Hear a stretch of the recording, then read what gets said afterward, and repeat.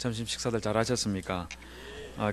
뭐 닭 잡고 또 토끼 잡는 그 이야기 듣고 입맛이 조금 사라지지 않으셨는지 모르겠습니다. 국밥이 아주 맛있고 또 이상하게 교회밥이 저는 더 맛있다는 그런 생각이 많이 듭니다. 오전에 우리가 제사에 관해서 공부를 했었는데요. 오후에는 안식일에 관해서 살펴보도록 하겠습니다. 우리 사실 교회에서 사용하는 용어들 중에서 제일 많이 사용하는 말을 들라 하면 그건 당연히 이제 그리스도의 십자가이고, 또 그 다음을 들라고 하면은 제사, 안식일 이런 것들이 우리가 쓰는 용어들 중에서 제일 흔한 표현들이 아닐까 그래 생각이 됩니다. 그런데 의외로 우리가 많이 사용하고 있는 그런 그 신앙과 관련된 표현들이지만 잘 모르는 것들이 참 생각보다 많이 있습니다. 아까 오전에 말씀드렸던 제사에 관한 것들도 그러할 거고, 또 어제 여러분들에게 말씀드렸던 성소에 관한 것들, 많이 우리 접하는 그런 것들이지만 사실 좀 알고 보면 잘 모르고 또 모호하게 알고 있었던 것들이라는 것을 알 수가 있죠. 여기에 더해서 안식일에 관해서도 역시 마찬가지입니다. 우리는 안식일 늘 주일마다 교회에 와서 예배 드리고 있기 때문에 어떤 의미에서 우리는 주일을 잘 지킨다고 그렇게 생각할 수가 있죠. 그리고 익숙한 날이기도 하고요. 그런데 안식일이 뭐 하는 날입니까? 이렇게 물으면은 답할 수 있는 분이 과연 몇 명이나 있을까요? 우리 안식일 하면은 제일 먼저 머릿속에 떠오르는 게 뭡니까? 일해서는 안 되는 날, 교회에 와서 예배 드리는 날. 자, 이거 하고 나면 그 다음에 또 무슨 말을 할까요? 그리고 나면 별로 생각나는 게 없습니다. 그런데 안식일하고 관련된 것들은 사실 그 특별한 거 우리가 꼭 기억해야 되는 것들이 굉장히 많이 있습니다. 우선 안식일에 관해서 우리 조금 그 인식부터 좀 전환해야 될 것이 있는데요. 이사야 58장 13절에서 14절 한번 같이 한번 읽어볼까요? 읽어보시고 여기에서 눈에 가장 확실하게 딱 들어오는 단어 하나만 딱 말해보도록 합시다. 한번 58장 13절에서 14절 같이 한번 합독하겠습니다. 시작. 만일 안식일에 내 발을 금하여 내 성일의 오락을 행치 아니하고 안식일을 일컬어 즐거운 날이라 여호와의 성일을 존귀한 날이라 하여 이를 존귀 여기고 내 길을 행치 아니하면 내 오락을 굳지 아니하며 사사로운 말을 하지 아니하면 내가 여호와 안에서 즐거움을 얻을 것이라. 내가 너를 땅의 높은 곳에 올리고 내 조상 야곱의 업으로 기르리라. 자, 여기 이 두 절을 읽었는데 눈에 확 들어오는 표현이 뭡니까? 즐거운 날이라. 또 사사로운 말을 하지 마라.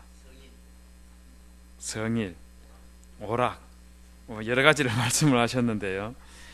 사실 그 이사야 58장 13절을 딱 읽고 여러분들 눈에 제일 먼저 들어와 줘야 되는 표현은 성일의 오락을 행치 아니하고, 이게 사실 눈에 딱 들어왔는데 차마 이걸 말하기 좀 난감한 그런 부분도 있고 해서 그래서 말씀 못 하신 분들도 사실 있을 거예요. 주일 저녁에 우리 또 개그 콘서트 다 봐야 되지, 또 러닝맨도 또 봐야 되지, 뭐 다 하고 있는데 성일 오락을 행치 아니하고 이걸 딱 읽고 저게 눈에 들어옵니다 이렇게 말을 하니까 뭔가 마음에 조금 이상한 느낌이 들지 않습니까?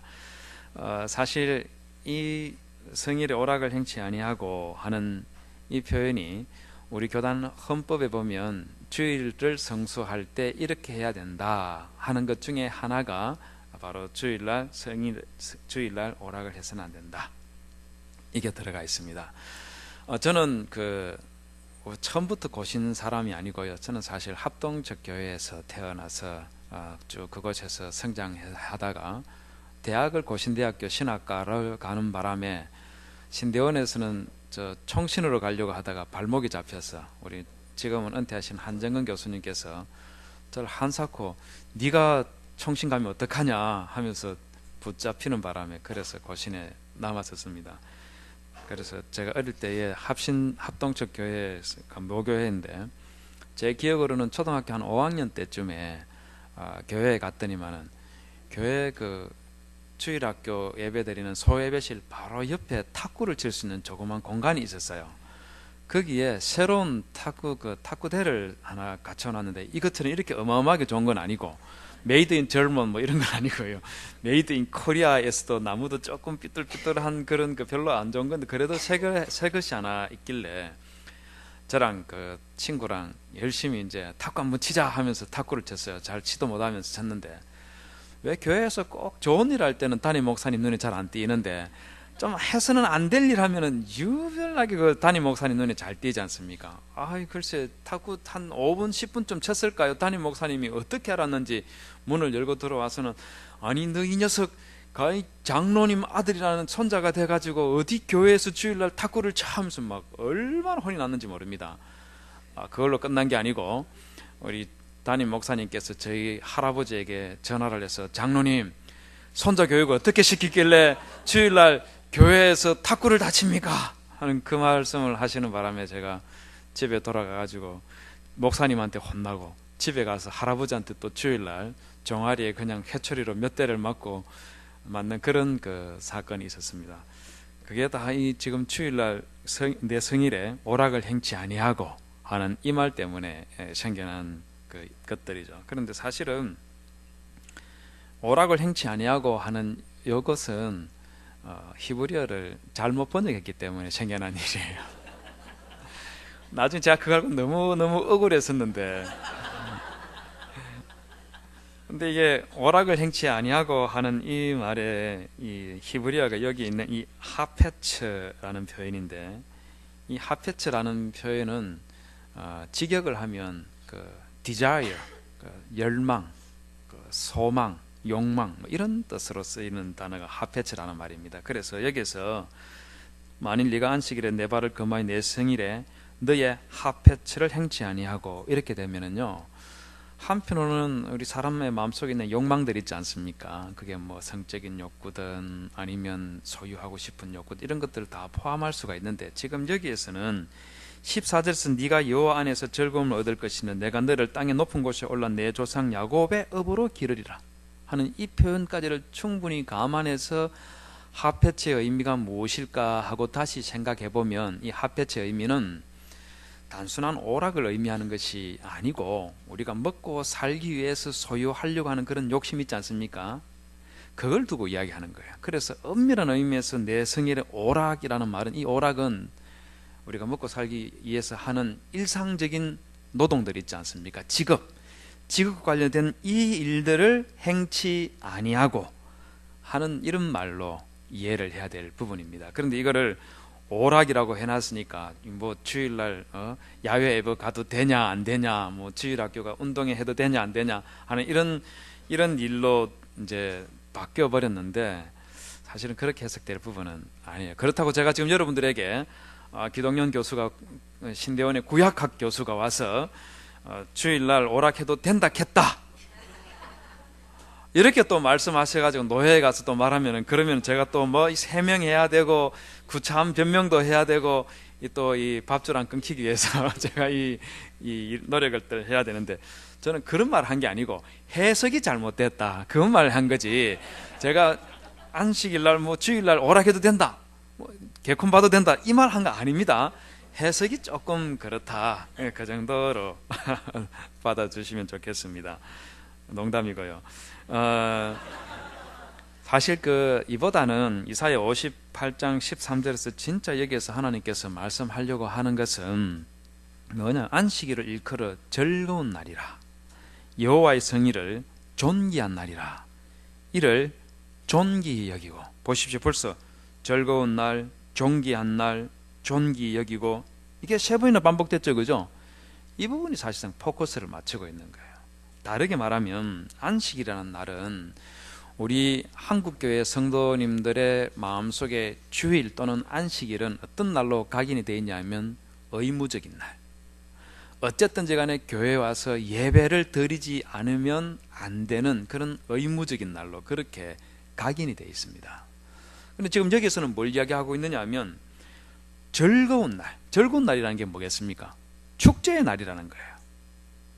안식일 또는 주일은 마지 못해서 끌려 나와서 하는 그런 날이 아니고 즐거운 축제의 날이고 하나님께서 특별하게 구분해서 우리들에게 베풀어 주신 은혜의 날이다 하는 그 말이 바로 안식일이 가지고 있는 첫 번째 여러분들이 가져야 될 마음의 자세인 거예요. 이게 굉장히 큰 의미를 차지한다는 것, 중요한 그 자세, 우리의 신앙에 큰 영향을 미친다는 것을 여러분들이 기억하셔야 됩니다.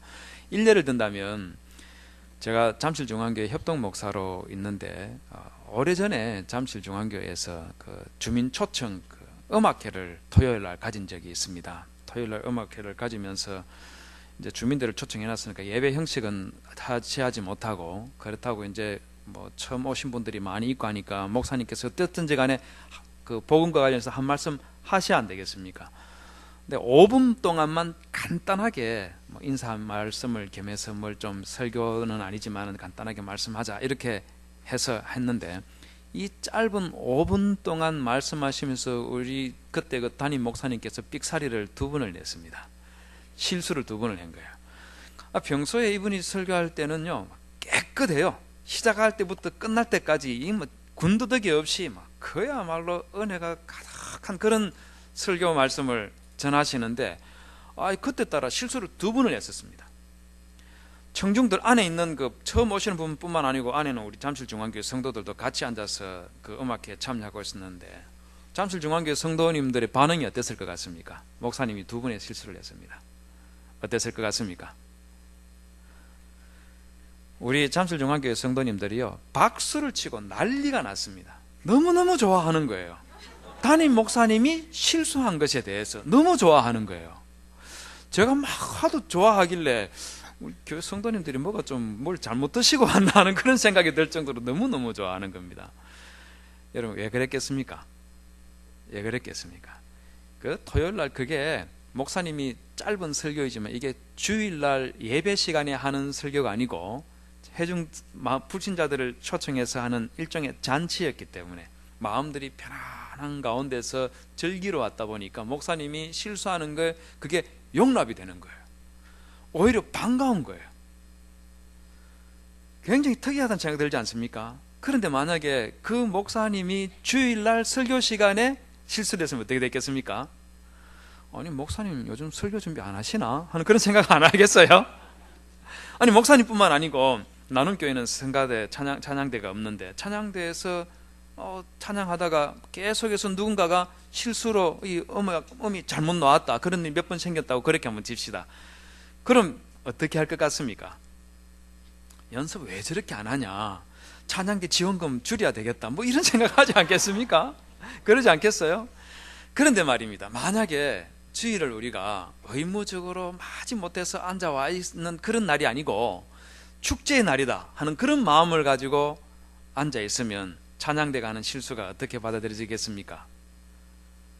충분히 마음에 용납이 되죠. 오히려 그것 때문에 우리가 웃을 수 있겠죠. 목사님의 설교 실수 받아들일 수 있겠죠. 장로님이 하시는 기도 실수에도 받아들일 수가 있겠죠.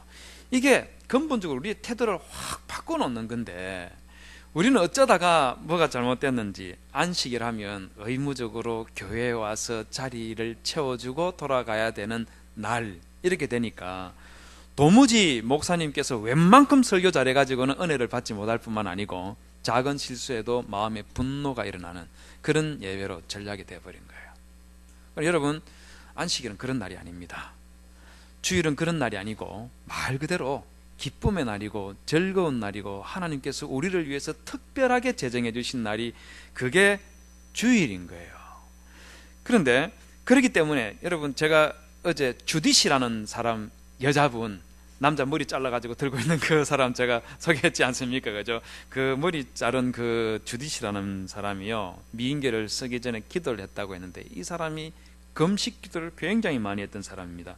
주디 8장 6절에 보면 이 사람이 늘 금식을 했는데 she passed all the day of her widowhood 했는데 금식을 하지 않는 날이 있었습니다. 언제겠습니까? 언제겠어요? 주일, 안식일 때는 하지 않았어요. 앞에 보시면 except the day before the Sabbath, 안식일 전날하고 and the Sabbath itself, 안식일 바로 당일, and the day before the new moon, the day of the new moon and the festival and the days of rejoicing of the house of Israel. 이렇게 해놨습니다. 안식일 전날과 안식일은 금식 안 했다는 거예요. 우리하고 너무 다르지 않습니까? 우리는 금식을 한다면 언제 합니까? 당연히 주일날 해야죠. 그래야지 주일날 금식한다고 와서 식사도 안 하고 해야지, 이분 금식하고 있거나 하는 것을 다른 사람에게 알릴 수도 있고 또 그러므로 해서 이분은 늘 금식을 자주 하시는 신앙이 아주 깊은 분이다, 이렇게 우리 또 인정도 해드리고 그러지 않습니까? 근데 주디스는 금식하지 않는 거예요. 왜 안 했겠습니까? 다른 날은 늘 금식하는데 안식일만큼은 금식을 하지 않는 겁니다. 왜 그랬겠습니까? 바로 주디스는 안식일의 의미가 의무적으로 마지 못해서 하는 그런 날이 아니고 하나님께서 우리에게 주신 축제의 날이고 즐거운 날이고 기쁨의 날이기 때문에 나 혼자 금식한다고 한쪽에서 쭈그리고 앉아서 있을 그런 날이 아니고 온 이스라엘 백성들과 함께 기뻐하며 즐거워해야 되는 날인데, 그때 밥 안 먹는다고 한쪽에 있으면 그게 말이 되는 겁니까? 안 되는 거예요.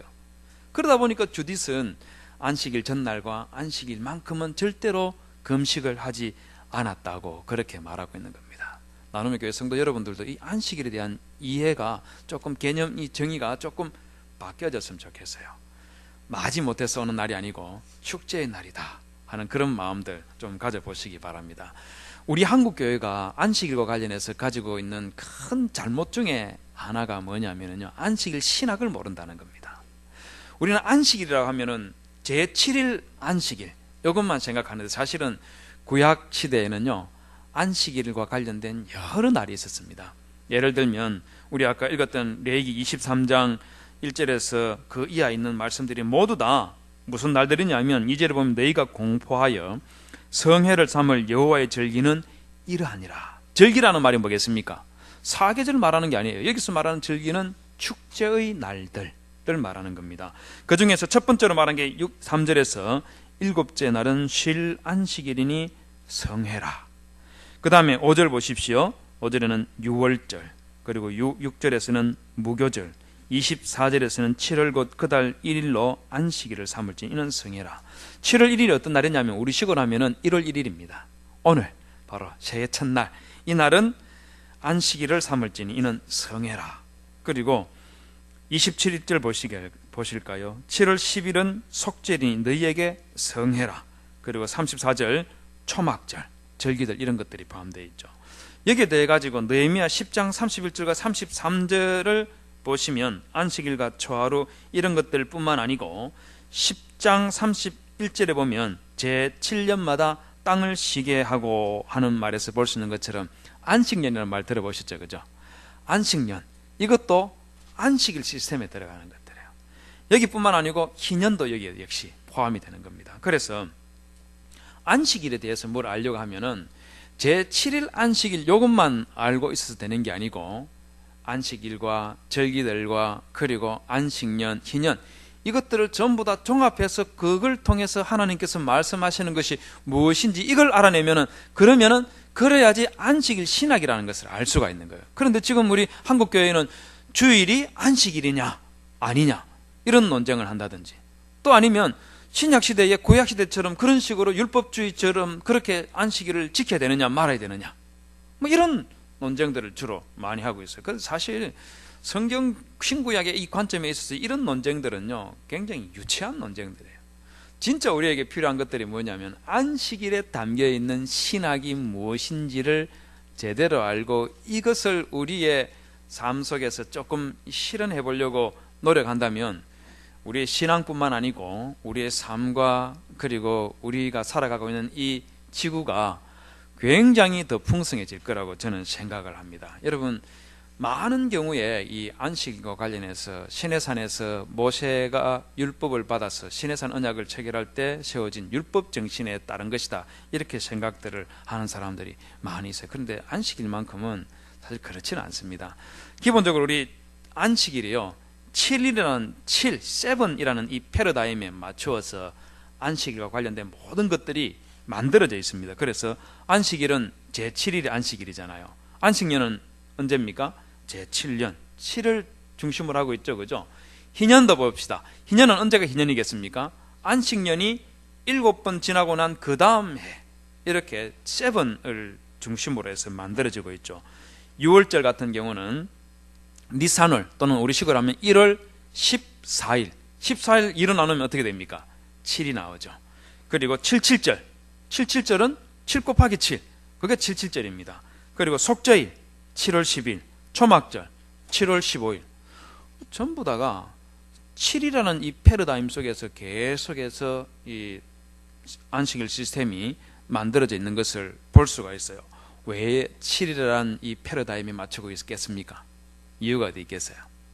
그 이유는 여러분 출애굽기 20장 8절에서 11절에 보면은 10계명을 말씀하시면서 8절에서 11절에서 안식일에 관한 말씀을 쭉 하시는데 여기 보시면 안식일을 제정하시는 이유를 어디에다가 두고 있냐면 하나님께서 엿새 동안 창조하시고 제7일에 쉬었다는 이 사실에 근거를 두고 있습니다.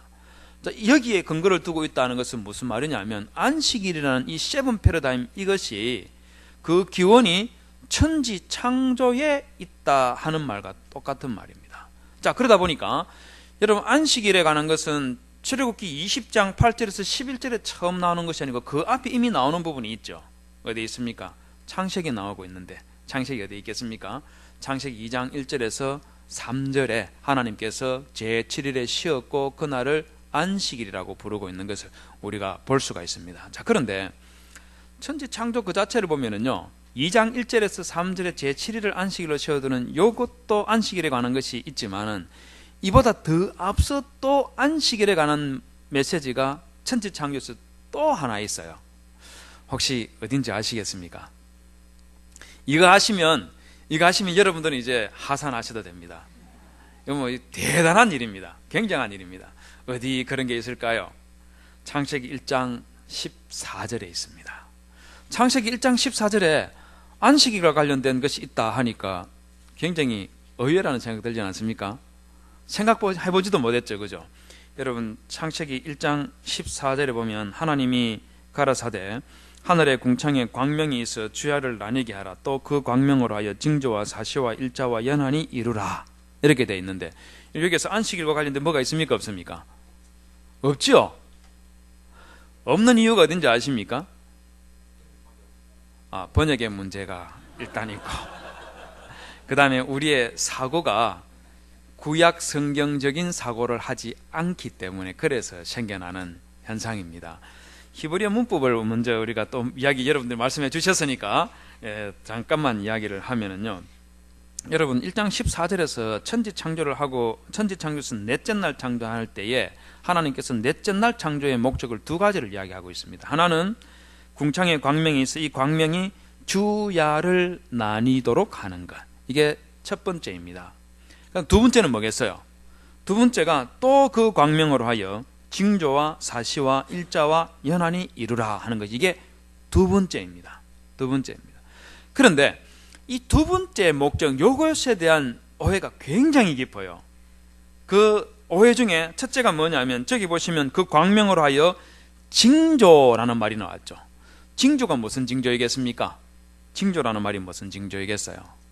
이 징조를 들고 많은 사람들이 어떻게 생각하느냐 하면 마치 하나님께서 하늘에 있는 해와 달과 별들을 보면서 이 사람의 운명을 예측할 수 있는 그런 점성술과 관련되어 있는 그런 것으로 이해를 합니다. 실제로 여러분 바벨론 같은 지역에 점성술이 굉장히 발달했었다는 것 잘 알죠, 그죠? 여기 보시면 메소포타미아 시대 때의 점성술을 보여주는 그런 그 토판을 여러분들이 하나 보고 계시는데 여기 보시면 달도 있고 북두칠성도 있고 또 뭐 황소자리도 표시가 되어 있고 뭐 그렇습니다. 저런 것들을 보고 뭐 사람의 운명들을 찾고 국가의 운명을 예측하고 뭐 그런 일들을 바벨론 사람들이나 메소포타미아 사람들이 많이 했었죠.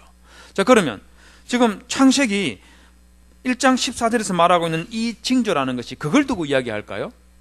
그걸 두고 이야기하겠습니까? 그렇겠습니까? 저는 아니라고 생각을 해요.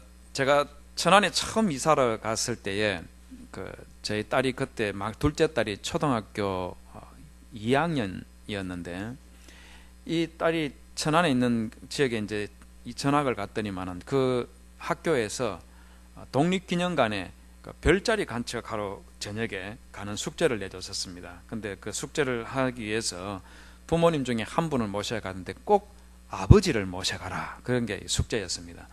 그래서 제가 굉장히 언짢아하면서 왜 하필이면 아버지냐, 엄마 모시고 가지, 엄마는 낮에 드라마 보고 저녁에 또 드라마 볼 거고, 아빠는 낮에 일했고 저녁에 또 강의 준비하고 바쁜 몸인데 왜 하필이면 아빠냐 하면서 막 투덜투덜하고, 그러니까 아내는 아내대로 또 이제 그 말 했다고, 낮에 드라마 보고 또 저녁에 또 드라마 본다 이런 말 했다고 괜히 기분이 좀 언짢아 있고 막 분위기가 묘하게 되는 그런 상태에서 그 어떡합니까? 또 이제 학교 선생님이 그렇게 시키면 어쩔 수 없이 가야 되지 않습니까? 그래, 아이를 차에 태워가지고 독립기념관에 가니까 온통 불은 다 꺼놔놓으니까 하늘의 별들이 제법 좀 많이 보였습니다. 그래서 기분도 전환할 겸해서 저희 딸에게 제가 농담을 했어요. 저희 딸에게, 야, 너 북극성이 어딘지 아냐? 하니까 보더니만 북극성 금방 찾아요. 저게 북극성이잖아요. 그러는 거예요. 그래서 제가 그 말 하는 걸 받아서 저 북극성이 아빠 별이란다, 제가 그렇게 이야기했더니만은 아이가, 저는 농담하려고 했는데 아빠 같은 분이 무슨 북극성을 사유하고 있어요, 뭐 이러는 거예요. 그래, 저는 농담하려고 그냥 그래 하면은, 그래요, 저는 저 북둘수성이 제 자리인데, 이런 식으로 반응이 나올 줄 알았는데 그게 아니고 아빠 같은 사람이 무슨 북극성을 차지합니까, 이렇게 딱 나오는 거예요. 기분이 참 그렇더라고요.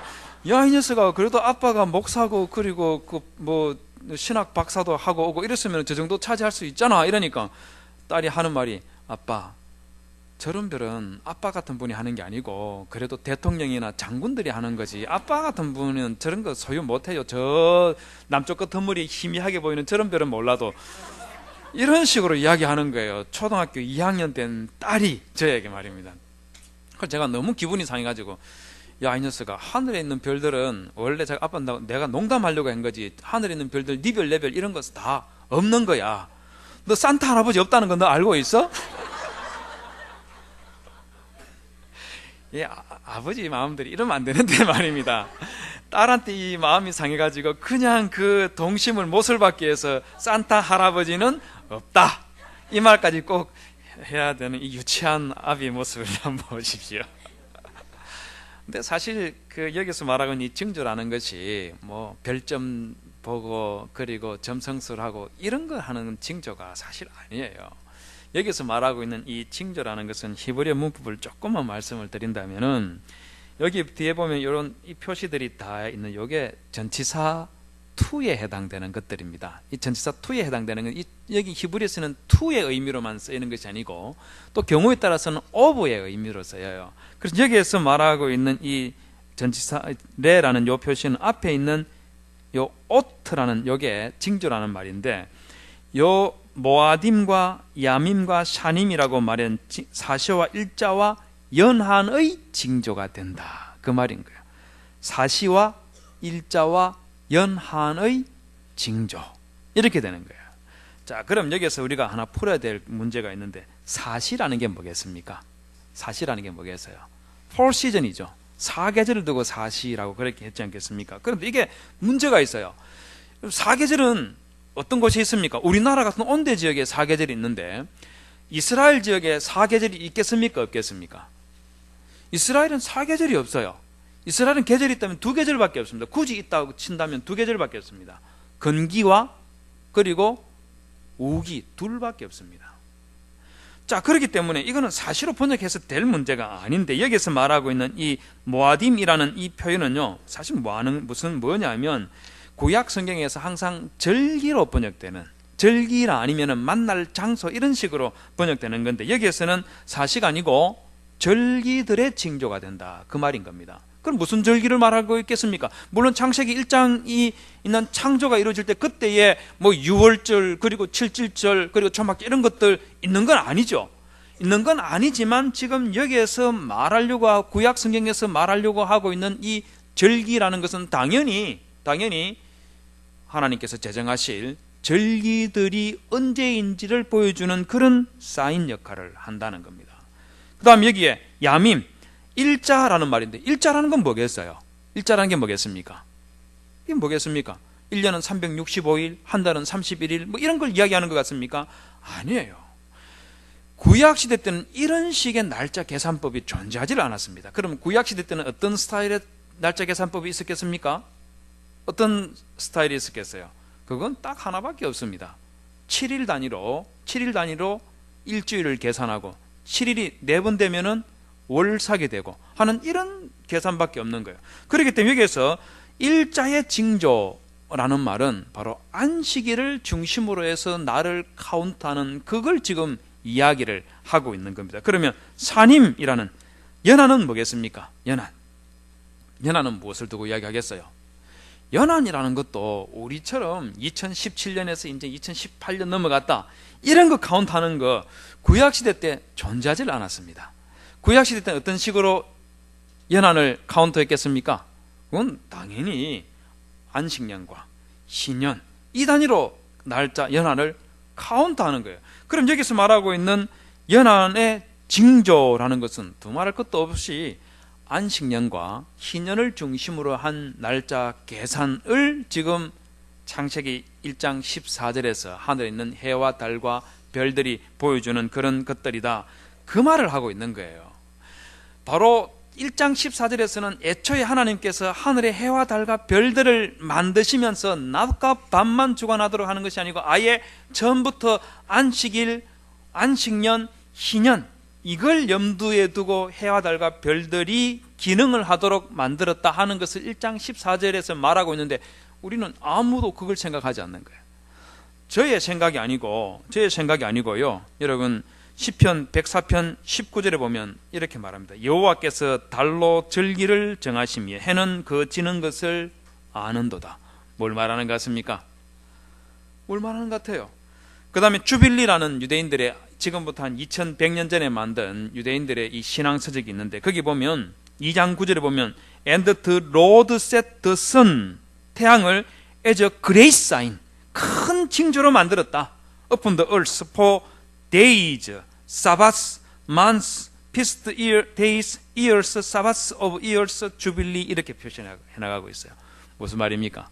하나님께서 태양을 땅 위에서 안식일과 그리고 절기들과 안식년과 희년이 언제인지를 확인하는 그런 징조로, 큰 징조로 만들었다 이렇게 말하고 있는 거예요. 유대인들이 이렇게 이해하고 있는 거예요. 이것뿐만 아니고 시편 104편에도 보십시오. 하늘에 있는 해와 달과 별들을 창조하신 중요한 목적 중에 하나가 그게 뭐냐? 안식일과 관련된 것들이다 하는 것으로 이해를 하고 있는 것을 보여주는 거예요. 그렇기 때문에 여러분 안식일과 관련된 것들은 시내산에서 만들어진 그런 율법적인 요소로 그렇게 구약시대에서는 이해하지를 않고 오히려 태초부터 하나님께서 정해 주신 것이다, 그렇게 생각을 하고 있는 거예요. 자, 그 다음에 여기에 대해 가지고 이 안식일하고 관련해서 우리가 또 알아야 되는 것이 있는데요.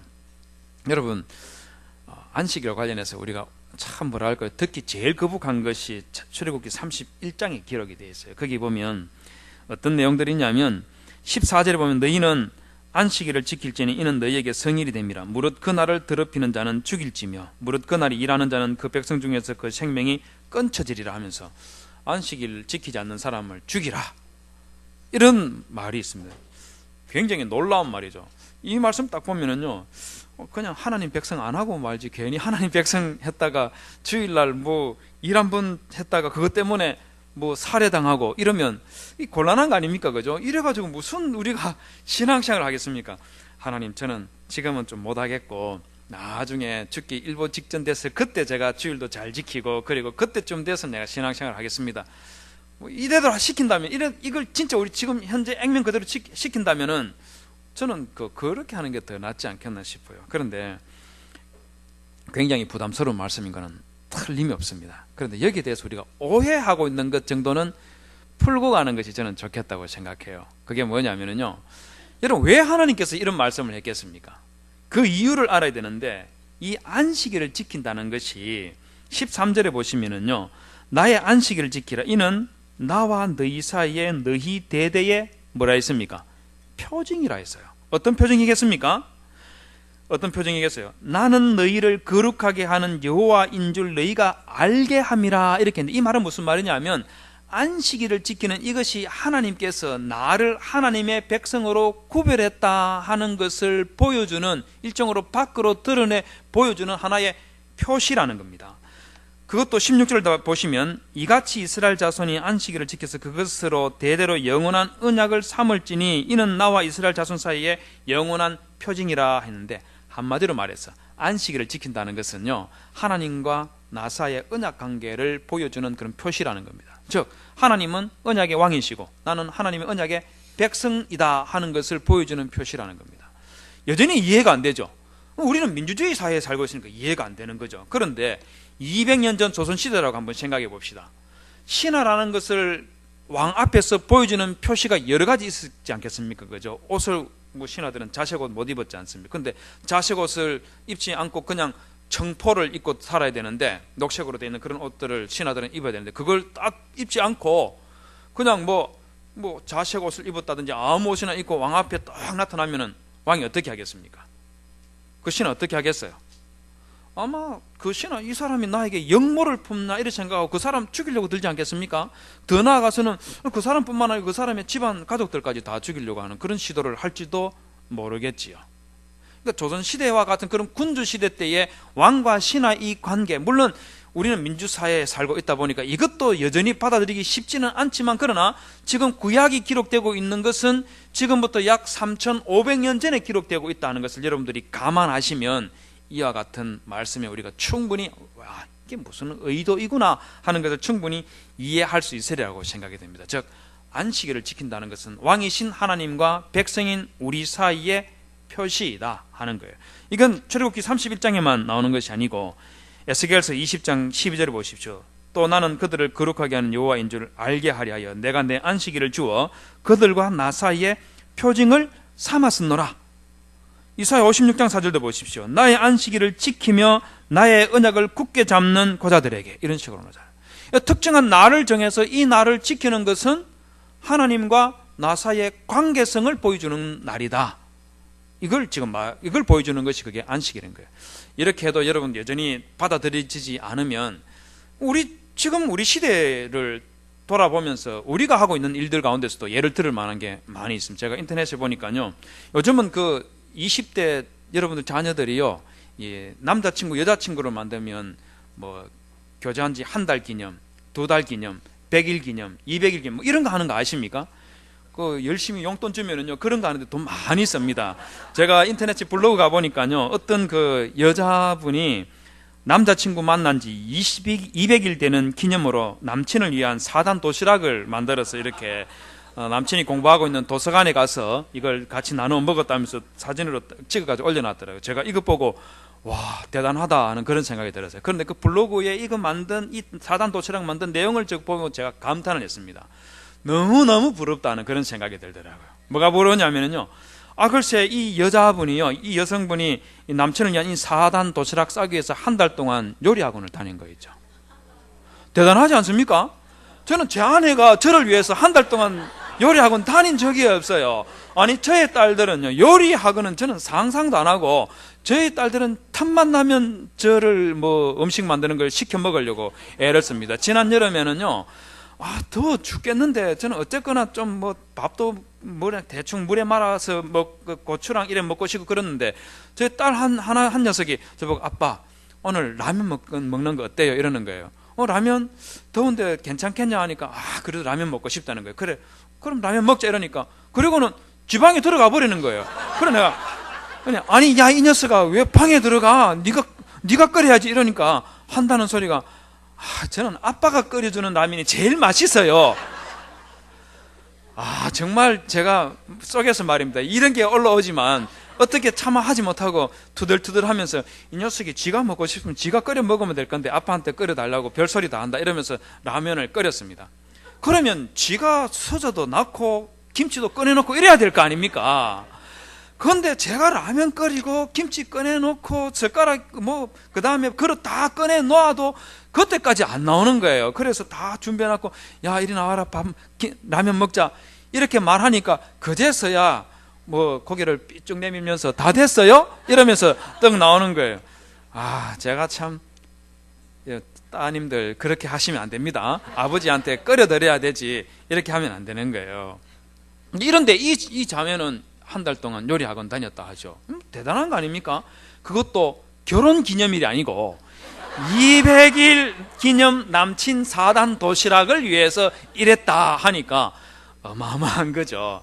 근데 여러분 실제로 이분은 나중에 결혼해서 결혼 기념일 되면 어떻게 될 것 같습니까? 그때도 이 4단 도시락을 쌀까요? 그때는 제가 생각엔 그러지 않고 남편이 이제 결혼 기념 반지에 그리고 근사한 레스토랑 딱 잡아놓고 어디로 나와라 이렇게 하기를 기다리지 4단 도시락은 절대로 아마 안 쌀 겁니다. 근데 왜 남자들은 또 이 결혼 기념일만 되면은 또 기념품도 마련하고 또 레스토랑에 가서 또 뭘 하고 이래야 되는지 저는 솔직히 잘 모르겠어요. 결혼은 같이 했는데 왜 그 모든 게 남자의 책임인지 저는 솔직히 이해가 안 되는데, 근데 그날을 잊고 지나가면 어떻게 됩니까? 남자분들 그날 결혼 기념일 잊고 지나가면 어떻게 되는 거예요? 그건 뭐 말로 다 할 수 없는 거죠. 그날 밤에 일어날 재앙은 거의 뭐 죽음 직전까지 갔다가 되돌아오는 그런 일까지 생겨날 수 있지 않습니까? 이혼이 뭐 어떤 말이, 이혼까지는 말이 안 나오겠지만은 뭐 사랑을 하니 마니 뭐 이런 굉장히 심각한 일이 일어나죠. 여기 뭐 이것만 받아보십시오.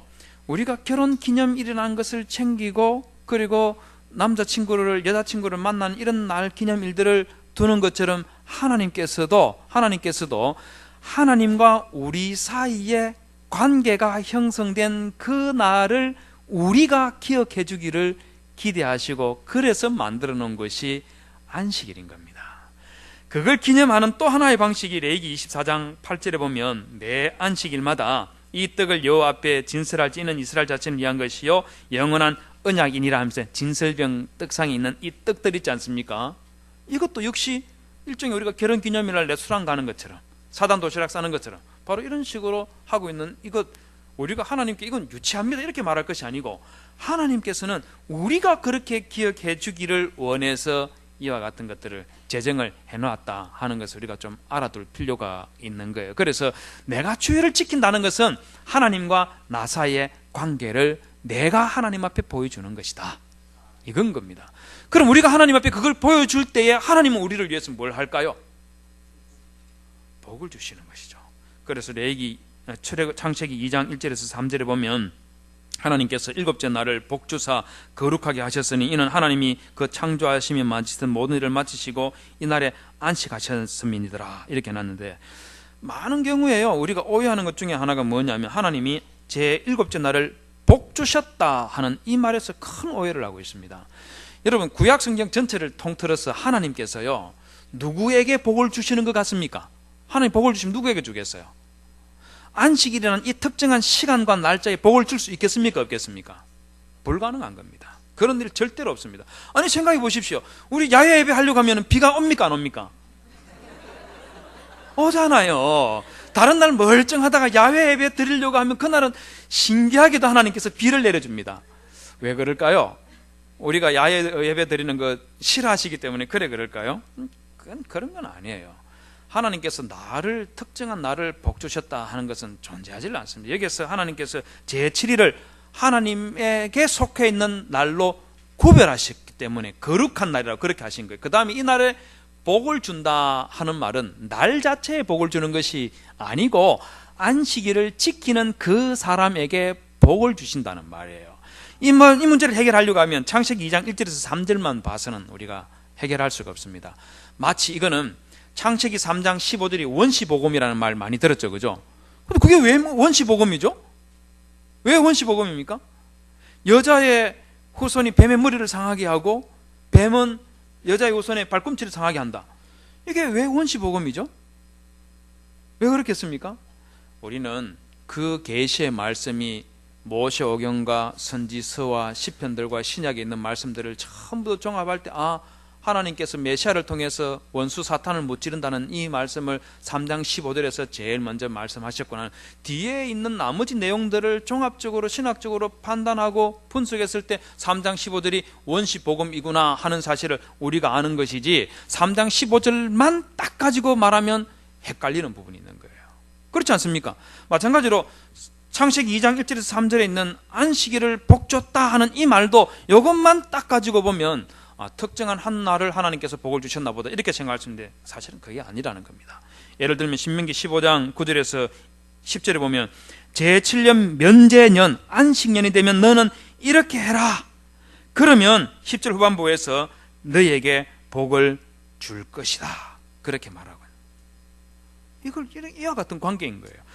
이사야 아까 봤던 58장 13절에서 안식일을 내 발을 금하여 성일을 오락을 행치 아니하고 안식일을 즐거운 날이라 하여 이렇게 쭉 해서 사사로운 말을 하지 않고 이렇게 쭉 하면 그러면 14절에서 이런 것들을 해주겠다고 하는데 요 말을 할 때 우리 한글 성경에서는 빠져있는데 히브리 성경에는 여기 아즈라는 표현이 들어있어요. 그리하면 된이라는 표현을 해놨어요. 이 말은 안식일을 지키는 그런 삶을 살면 내가 너희들에게 요 안에서 즐거움을 얻고 내가 너를 땅의 높은 곳에서 올리고 내 조상 야곱의 업으로 기르리라. 뭐 하겠다는 겁니까? 하나님께서 우리에게 복을 준다는 말인 거예요. 복을 준다는 거예요. 그러다 보니까요, 여러분 우리는 안식일을 지키고 안식일을 지킬 수 있다는 것, 안식일에 쉴 수 있다는 것 말이에요. 안식일 지킨다는 말 쓰지 않겠습니다. 사실은 안식일을 지킨다는 말은 적절한 표현이 아니에요. 주일을 지킨다는 말은 사실 적절한 표현 아닙니다. 안식일에 쉰다 하는 게 그게 바른 표현입니다. 안식일에 주일에 쉰다는 건요, 이거는 이게 사실은 이게 의무가 아니고 우리에게 주어진 특권입니다. 특권이에요. 왜 특권인지 아십니까? 제가 어제 여러분들에게 말씀드릴 때 고대 메소포타미아에서는 천지 창조를 할 때 이 티아메트라는 용을 잘라가지고 하늘과 땅을 만들었다 그랬고 사람은 뭘로 만들었다 했습니까? 뱀의 피를 가지고 진흙에 섞어서 만들었다고 했던 거 말씀드렸죠, 그죠? 그 내용이 에뉴마 엘리시라는 여기 나오고 있습니다. 여기 보면 사람을 만들자 하면서 쭉 메시지가 쭉 나오다가요, Out of the his blood, 킹구라는 신의 피를 가지고 they fashioned mankind, 인류를 만들었다. He imposed the service and let freed gods이라 그렇게 해놨습니다. 무슨 말이냐면 서열이 낮은 신들이 높은 신들에게 하던 위에서 먹고 마실 것을 제공하던 그 노예 같은 그 모든 일들은 누구에게 맡겼다고 해놨습니까? 인간에게 맡기고. 누구는 쉬게 해줬다고 하고 있습니까? 신들은 쉬게 해줬다. Let freed God이라 그렇게 해놨어요. 그래서 고대 메소포타미아 사람들은요, 쉬는 행위는, 먹고 마시고 쉬는 행위는 누가 누릴 수 있냐면 신들이나 할 수 있는 거예요. 신의 자식들인 왕과 왕족들, 그들의 친인척들인 귀족들만 누릴 수 있는 게 그게 쉬는 것이었습니다. 그런데 여러분, 이런 메소포타미아 사람들이 이런 식으로 생각을 했었는데 우리 성경에서는 뭐라냐면 그게 아니라는 거예요. 하나님께서 안식했던 것처럼 너희들도 안식일에 쉬어라. 신인 여호와 하나님만 쉬는 것이 아니고 너희들도 쉬어라. 그렇게 해주고 쉬게 해주겠다는 거예요. 고대 메소포타미아 신들만이 누릴 수 있다고 생각했던 그 쉼을 우리에게도 동일하게 너희들 쉬게 해줄게, 쉬어라 이렇게 말했으니까 이게 의무로 들립니까? 아니면 특권으로 들립니까? 의무로 여전히 들립니까? 이건 특권인 거예요. 우리가 조선시대대로 돌아가서 한번 생각해보면 여러분들이 종을 한 200명 좀 거느리고 있는 주인이라고 칩시다. 종들이 토요일날 딱 모여서 오더니 주인님, 내일은 7째 날인데 우리 논밭에 가서 일하지 않고 좀 쉬게 해주십시오. 이렇게 하면 여러분 어떻게 할 것 같습니까? 그래, 쉬어라 이렇게 할 것 같습니까? 어디 이놈들이 이렇게 할 것 같습니까? 어떻게 할 것 같습니까? 200년 전에 여러분은 신앙이 있는 그런 상태가 아니고 그냥 평범한 주인이라는 그런 입장에서 생각해 보시라는 겁니다. 어떻게 할 것 같아요? 일을 시키죠. 누가 쉬게 해주겠습니까? 주인이나 쉴 수 있는 것이지 종들은 쉴 수 없는 거예요. 마찬가지로 고대 메소포타미아 사람들은 그렇게 생각하고 있는데 우리 성경에서는 그렇게 말하지 않고 너희들 모두 다, 그게 주인이든 종이든 어른이든 아이든 왕이든 백성이든 가릴 것 없이 모두 다 쉬어라, 그 말해주고 있는 거예요. 자, 그럼 이렇게 말하면 당장 우리가 뭘 생각하냐면, 아니 일주일에 하루씩 쉬면 우리가 뭘 먹고 삽니까? 이런 생각할 거예요. 그런데 여러분, 안식일 날 쉬게 하시면서 우리 하나님께서는요, 그냥 우리를 그대로 내버려 두시는 것이 아니고 창조주 하나님께서 우리에게 쉼을 허락하면서 그 창조주 하나님께서 우리에게 먹여 살려주신다 하는 것을 명확하게 보여주는 것이 안식일인 겁니다. 여러분 출애굽기 16장 20절에서 24절에 보면은요, 만나 사건이 기록이 되어 있습니다. 만나, 여러분 매일 아침마다 만나가 내렸지 않습니까? 이 만나 거두어들여서 다음 날까지 먹을 수 있었습니까? 없었습니까? 못 먹었죠. 다음 날까지 먹으려고 하면 벌레가 생긴다든지 썩든지 뭐 그렇게 되어버렸기 때문에 전혀 먹을 수가 없었습니다. 자, 그런데 제6일에 거두었던 것은 어떻게 됐습니까? 제7일까지 두고 먹어도 아무 문제가 없었어요. 왜 아무 문제가 없죠? 하나님께서 제6일에는 7일까지 먹을 수 있도록 혹시 이 만나에다가 이 유전자를 변형시켜가지고 GMO 그 만나 이런 걸 만들어서 우리에게 막 주고 뭐 그런 겁니까? 그런 겁니까? 그래서 그러면 이 썩지 않고 벌레 안 먹었을까요? 저는 아니라고 생각해요. 제6째 날 내린 만나나 1일에서 5일까지 내려준 만나나 똑같은 만나예요. 그런데 6째 날 거둬들였던 만나를 가지고 제7일에도 먹어도 문제가 없었던 건요, 창조주 하나님께서 자기 백성들에게 안식일에 쉼을 허락하셨기 때문에 그 백성들을 창조주 하나님께서 먹여 살리시는 그 모습을 여기에서 보여주고 있는 거예요.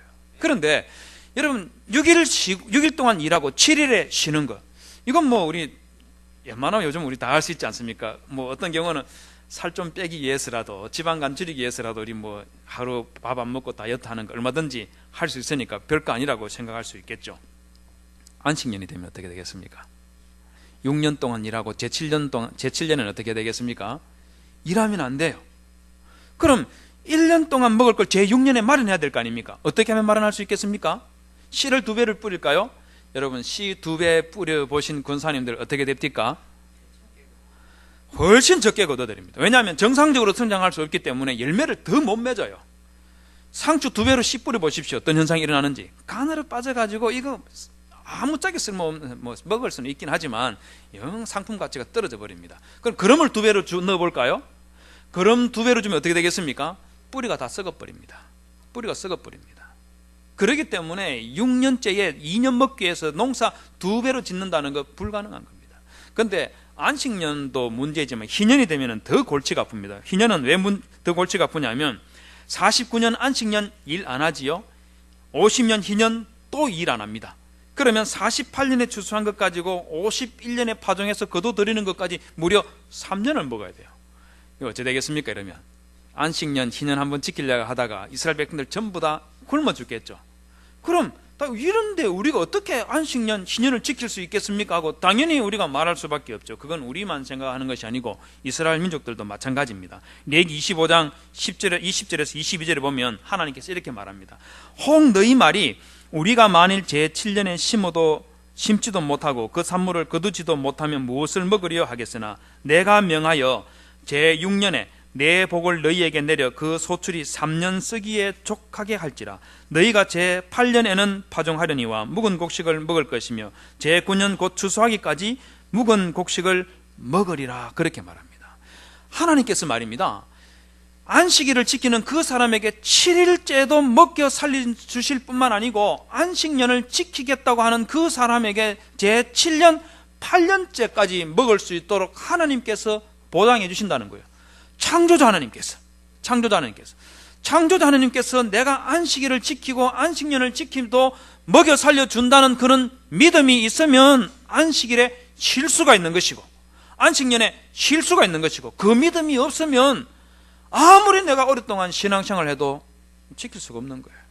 그렇기 때문에 교회 출석한다고 해서 주일날 교회 출석하십시오 이렇게 말할 수 있는 것이 아니고, 그분의 마음속에 내가 주일날 일하지 않아도 하나님께서 나를 먹여 살려 주신다 하는 그 믿음이 있어야만이 주일에 쉴 수가 있고 안식년에 쉴 수가 있는 거예요. 동시에 안식일에 하나님께서 나를 먹여 살려 주는 그걸 경험하면서 또한 나는 무엇을 배우게 되느냐 하면 1일부터 6일까지 내가 열심히 일해서 번 것, 이것이 내 힘의 노력의 결과인 줄 알았는데 그게 아니고 창조자 하나님께서 제7일에 나를 먹여 살려주셨듯이 1일에서 6일까지의 삶도 하나님께서 나를 지켜주셨구나 하는 것을 배우고 깨닫게 되는 그런 기회가 되는 것이 바로 안식일에 쉬는 행위인 거예요. 이게 바로 안식일이고, 그와 같은 특권을 하나님께서요 우리에게 시험한 것이 아니고 아예 특권을 우리에게 주었는데 거기에 대한 믿음과 신앙이 없다 보니까 주일날 쉬지를 못하는 겁니다. 마찬가지로 주일날 내 자식에게 공부시키지 않아도 대학 하나님께서 보내주신다, 이런 믿음이 없으면 학원 보낼 수밖에 없는 거예요. 저는 지금까지 주일날 단 한 번도 공부해 본 적이 없습니다.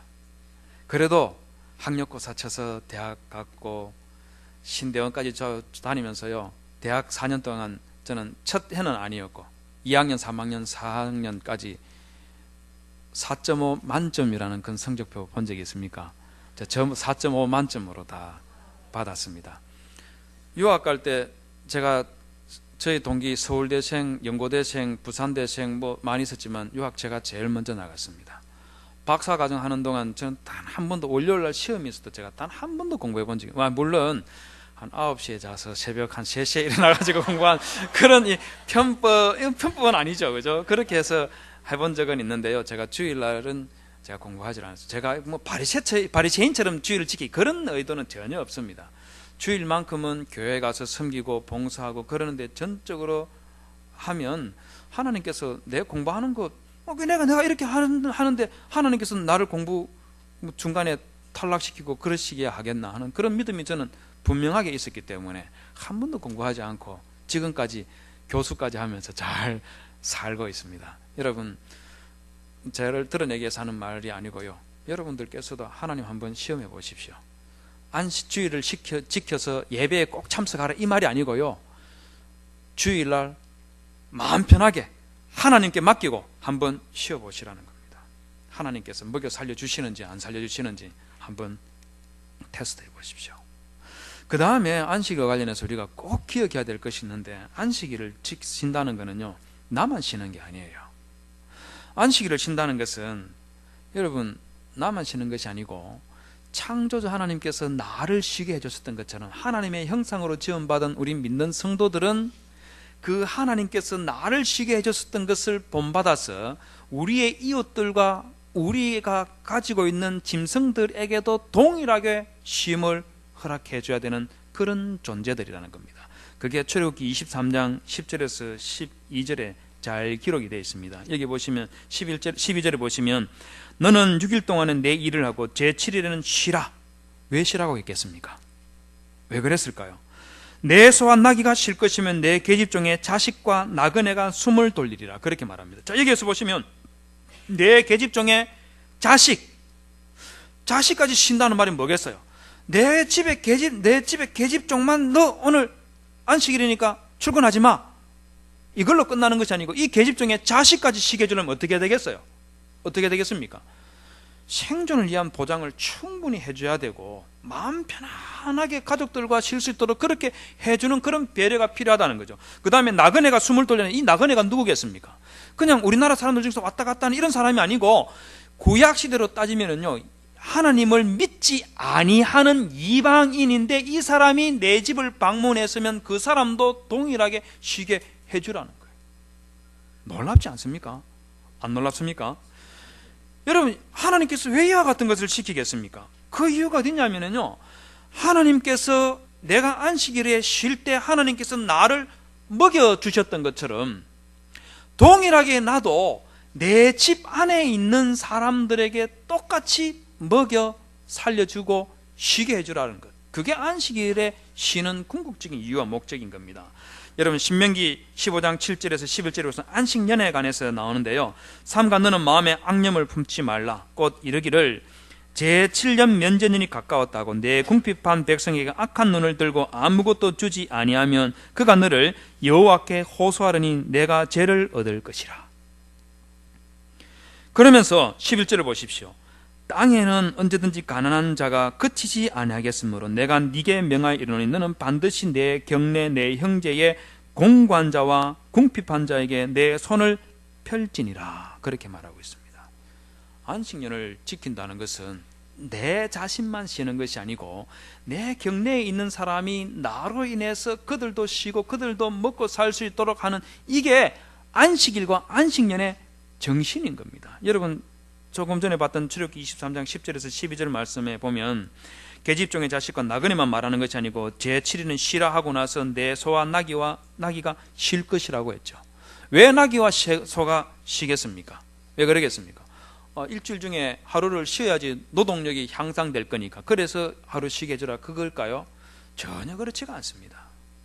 하나님께서 만든 피조물이기 때문에 당연하게 쉬게 해줘야 된다는 겁니다. 여러분 11절을 보십시오. 제7년은 갈지 말고 먹여둬서 내 백성의 가난한 자로 먹게 하라 했는데 그 다음에 보십시오. 그 남은 것은 누가 먹는다 했습니까? 덜짐승이 먹으리라 했죠. 덜짐승, 내가 기르는 짐승이 아니고 덜짐승이 먹는다는 겁니다. 왜 덜짐승을 먹도록 그렇게 하고 있죠? 왜 그러겠습니까? 노루나 사슴들이 내 밭에 있는 포도나 무화과 이런 것들 따먹고 살이 포동포동이 찌면 나중에 사냥할 때 그 살찐 놈 잡도록 그렇게 하기 위해서 내 밭에 있는 포도나 무화과 이런 것들 먹을 수 있도록 놔두라 이 말이겠습니까? 아닙니다.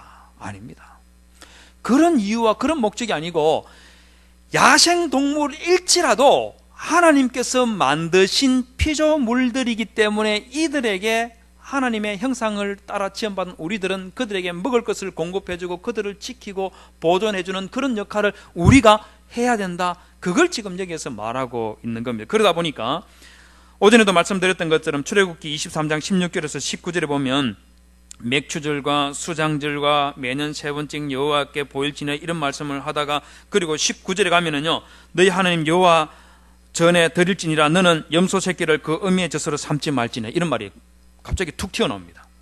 이 말이 나오니까 비평학자들은 뭘 생각하느냐 하면 안식일 이야기하다가 갑자기 무슨 염소 새끼를 그 어미의 젖으로 삼지 말지 이런 말이 왜 나올까? 이거는 누군가가 실수로 여기다 집어넣어 놓은 것이다 이렇게 생각하는 거예요.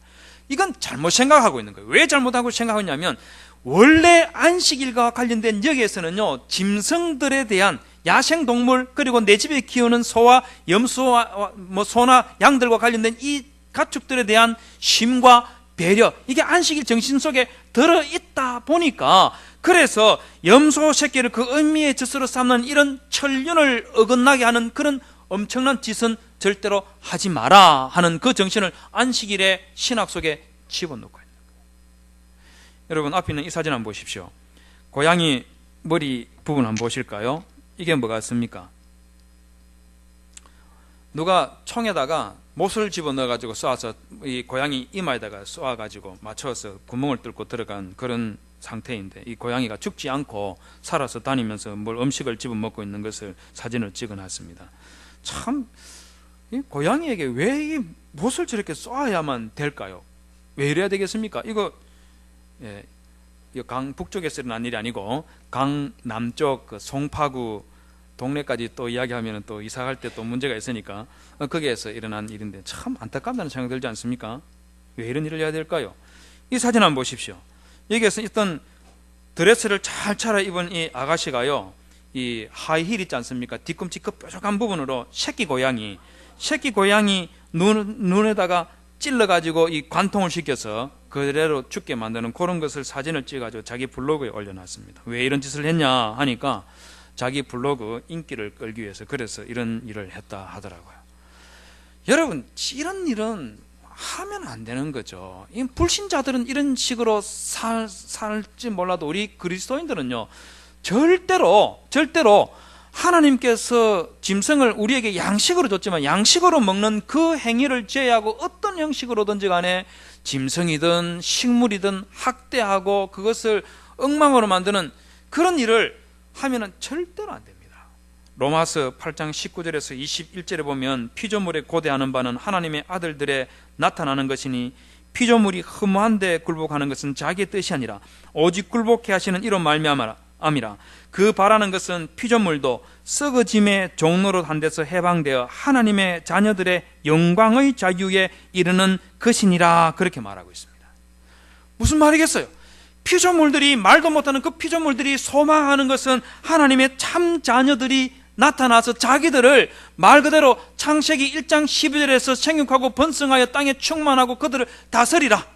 계시록 22장 5절에서 왕노릇하는 그 참된 성도들이 이 세상의 자연 세계를 정상적으로 마치 성군처럼 돌보고 다스리는 그 일들이 속히 이루어지기를 소망하고 있다고 그렇게 말하고 있는 거예요. 이건 여러분 우리가 천국 가서 그때에서 우리가 구현할 것이 아니고 지금 현재 이 땅에 사는 동안에 우리가 속해 있는 이 자연 세계를 잘 돌보기 위해서 우리 성도들이 먼저 앞장서야 되는 거예요. 동물 학대하는 거 해서는 안 될 뿐만 아니고 자연을 보호하기 위해서 우리 성도들이 먼저 앞장서야 된다 하는 것을 보여주고 있는 겁니다.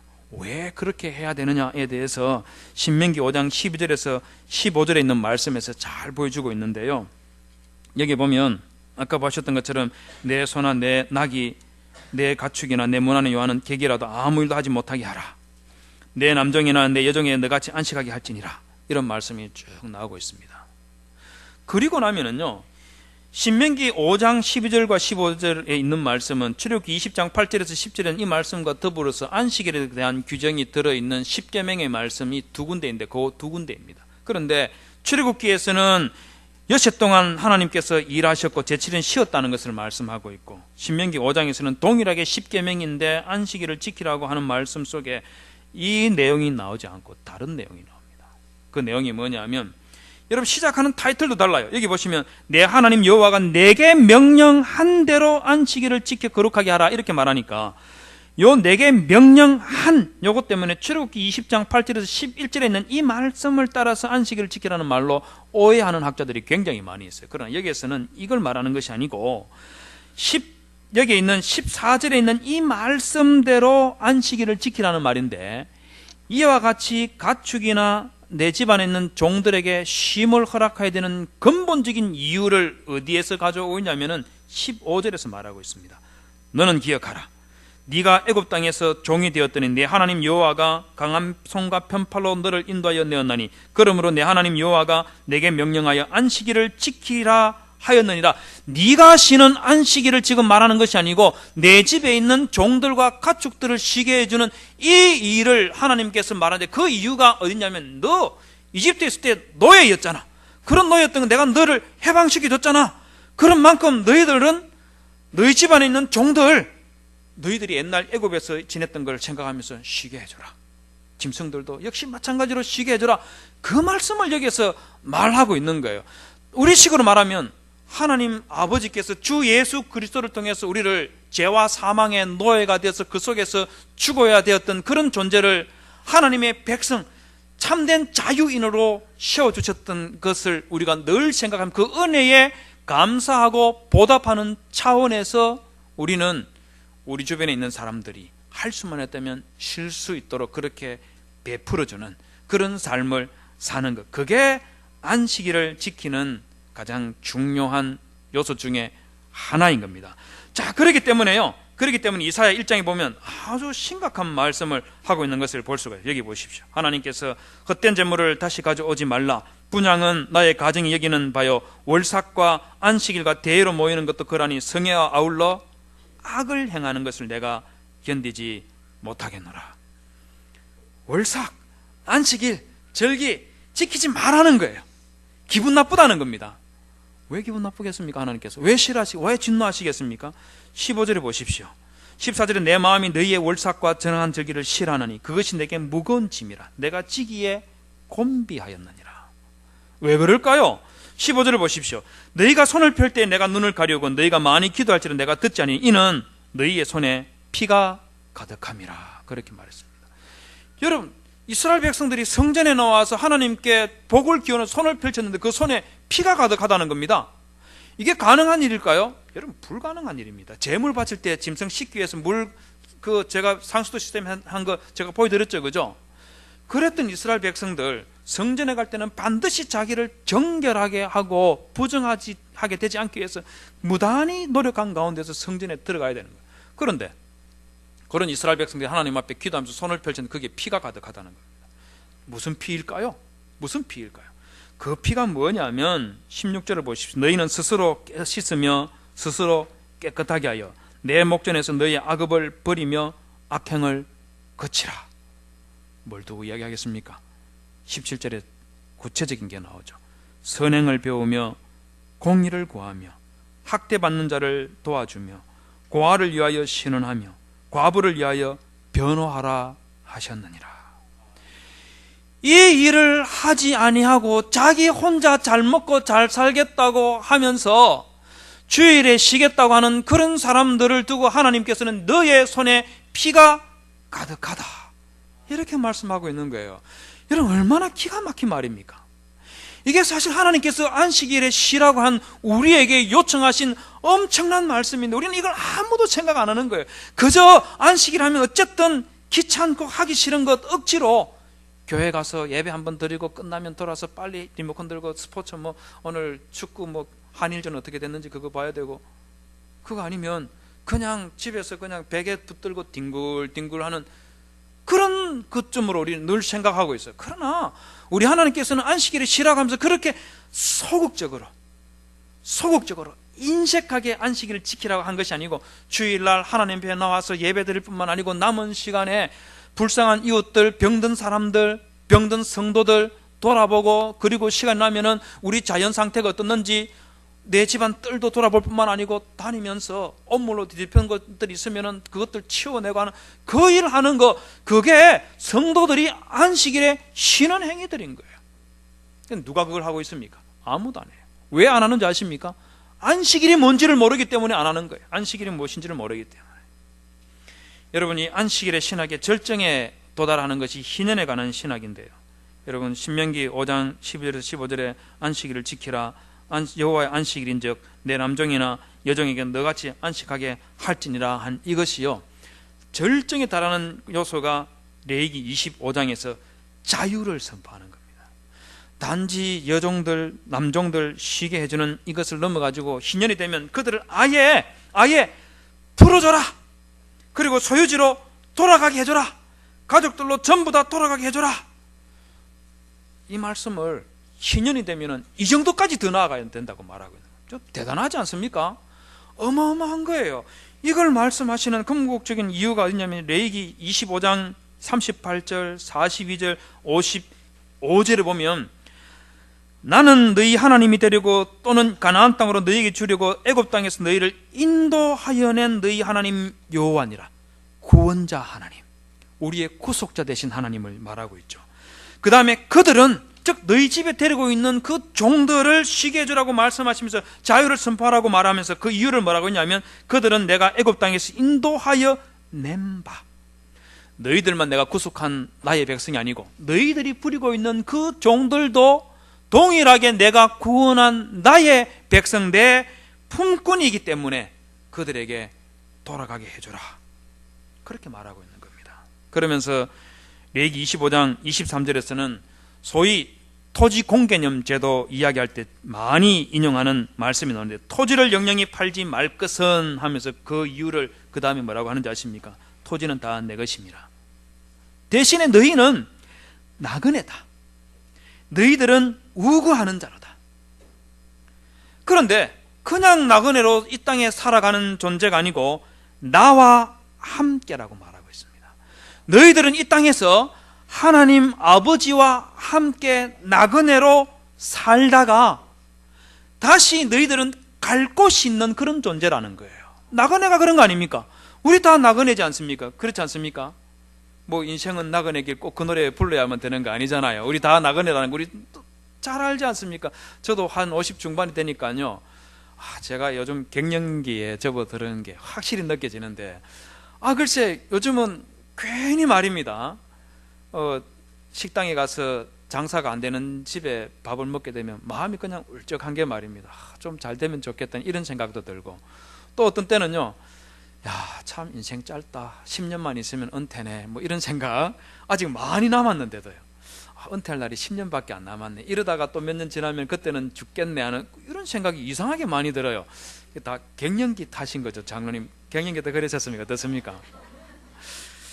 그런 마음이 참 많이 들어요. 그런데 우리 하나님께서 우리에게 나그네다 이렇게 말할 때는 그냥 인생의 목적도 없이 그냥 떠돌아다니는 그런 존재를 말하는 것이 아니고, 히브리서 11장 9절을 보십시오.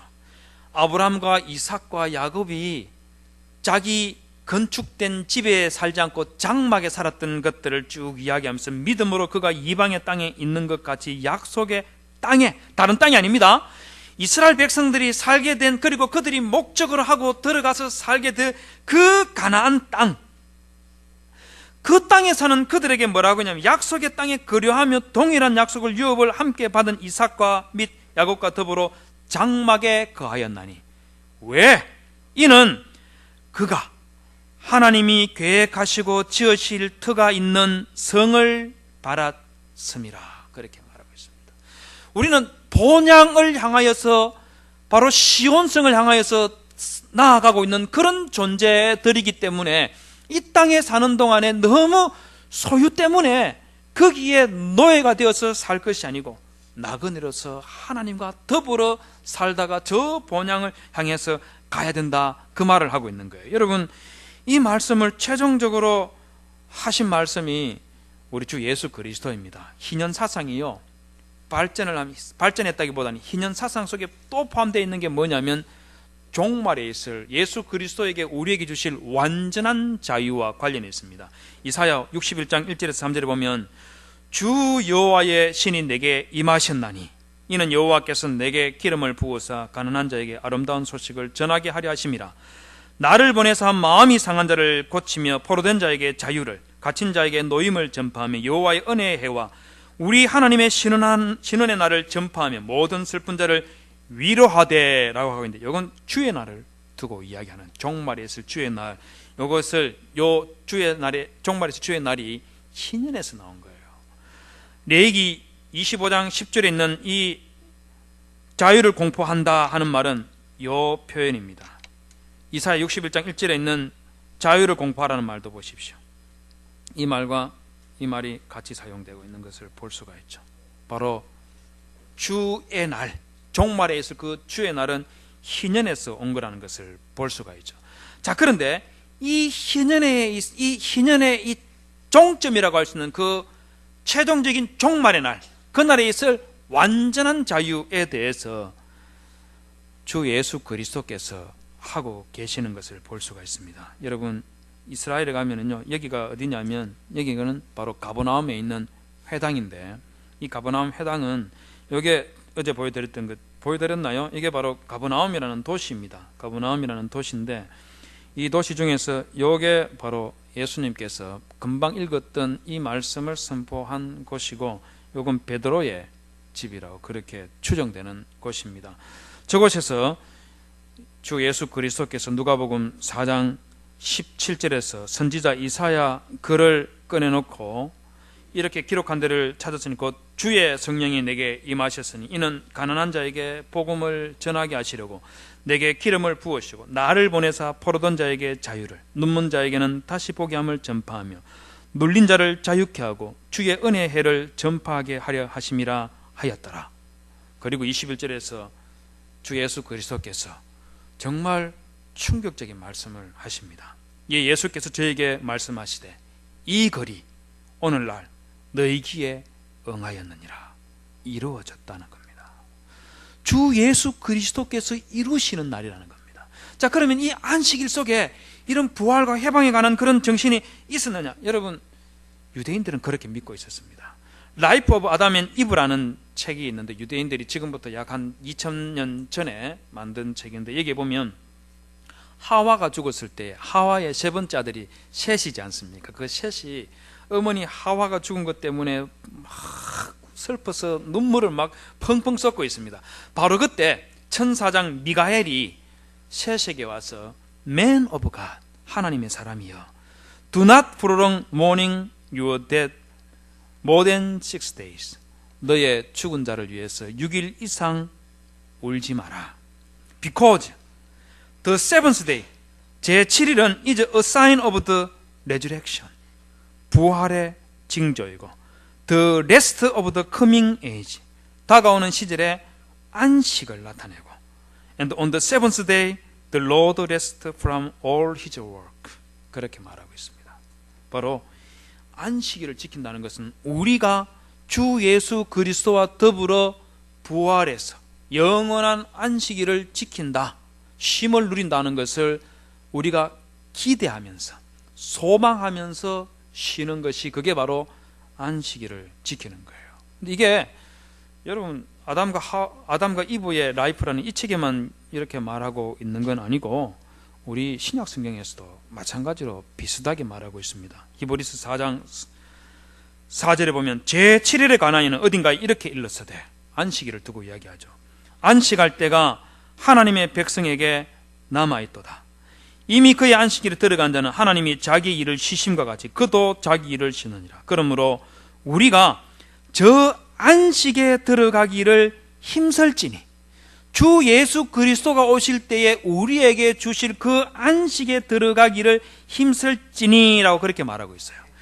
계시록 14장 11절에서 13절에서는 짐승과 그의 우상에게 경배하고 그 이름의 표를 받는 자는 누구든지 밤낮 무엇을 못한다고요? 쉼을 얻지 못하리라. 그러면서 13절에서는 자금 이후로 주 안에서 죽는 자들은 복이 있도다 하시며 성령이 가라사대 그러하다. 그 다음에 뭐라고 말하고 있습니까? 저희 수고를 그치고 쉬리니 이는 저희의 행한 일이 따름이라 하시더라. 여러분, 주일을 지키려고 하지 마십시오. 주일을 쉬십시오. 하나님께서 주시는 그 쉼을 편안하게 누리시고 창조자 하나님께서 여러분들을 먹여 살리는 것을 경험해 보십시오.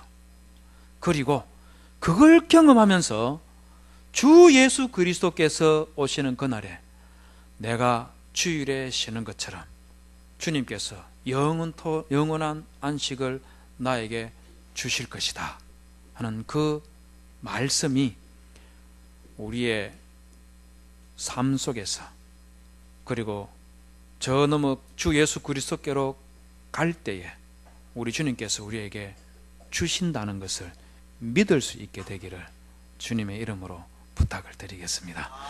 혹시 질문 있으면 질문하십시오. 제가 절기와 관련된 것들은 시간상 도저히 할 수가 없어가지고 절기는 아무것도 말하지 않았습니다. 부분적인 것들만 말씀드릴 수밖에 없는 그 한계를 양해해 주시고 또 그 속에서라도 혹시 질문할 거 있으면 질문하십시오. 예, 장로님, 너무 어려운 거 질문하시면 제가 힘들어. 안식일을 7일에 이렇게 한정을 이렇게 두었는데 안식일 개념이 하나님의 속함과 하나님이 주시는 것에 대한 어떤 그런 것들을 많이 포함하고 있는데 제가 생각하는 것은 이 안식일의 개념이 일상의 매일 속에서도 필요로 하지 않는가 하는 그런 생각을 많이 가지고 있거든요. 그게 이제 하나님이 너를 책임지고 있다는 이런 것들이 일상의 6일 동안에 이렇게 이어지지 않을 때는 제7일에 그런 생각을 갖지 못하지 않겠는가 이런 생각. 예, 충분히 그럴 수가 있습니다. 하나님께서 6일 동안 쉬시고 7일에 쉬었던 것처럼 그건 다시 우리에게도 또 적용될 수 있는 부분이, 우리가 일한다는 것은 하나님께로부터 지원받은 우리가 하나님께서 허락하신 만물을 다스리는 그 역할을 믿음으로 수행하다가 하나님께서 쉬신 것처럼 동일하게 쉼의 자리로 나아가는 걸로 그렇게 우리가 우리 삶을 이해하고 살아가는 것이 꼭 필요하지 않겠나 싶습니다. 또 질문 있으십니까? 우리 나눔의 교회 성도님들은 이 정도는 다 아시는 것들이니까 그래서 달리 질문 안 하셔도 되죠, 그죠? 4번에 걸쳐서 지겨운 강의 들어주셔서 감사합니다. 여러분들 근데 정말 대단하십니다.